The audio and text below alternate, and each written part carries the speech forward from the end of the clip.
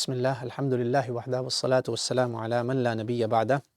ہمارے بھائی نے کچھ رسومات پر سوالات کافی سارے ہیں، شادیوں کی رسومات پر ہمارا پورا پروگرام ضرور دیکھیے گا۔ ایک سوال ہے تیل مہندی کی رسم پر، اور وہاں رسول اللہ کے خانوادے سیدنا قاسم علیہ السلام جو شہید ہوئے ان کی مہندی کا بھی ذکر ہے کہ کیا ان کی بھی ایسی کوئی مہندی تھی جو ادھوری رہ گئی اور اس پر جلسے جلوس ہوتے ہیں۔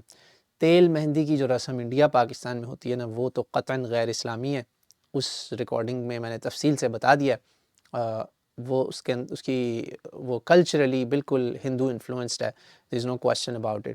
اب اس کی جگہ اگر ہمارے بہن بھائی کچھ خالی ڈھولکی لڑکیاں ارینج کر لیتی ہیں، لڑکوں کا علیحدہ سے کوئی فنکشن ایسی سیلیبریشن ارینج کر لیتے ہیں فار میرج، وہاں تک تو گنجائش نکلتی۔ مگر اگر آپ بالکل وہ پنجابی رسمیں جو انڈین پنجاب میں ہیں اور کچھ اور ہندو انفلوئنسڈ علاقوں میں سکھوں میں بھی پائی جاتی ہیں، وہ رسمیں جن سے دیکھ کر خالص شائبہ ہو کہ یہ ہندوازم یا ان کی طرف انفلوئنس ہو رہا ہے تو ان کا تشبہ اسلام میں حرام ہے، تو وہ پھر آپ اس گناہ کی کیٹیگری میں چلے جائیں گے۔ So it depends how you celebrate the wedding.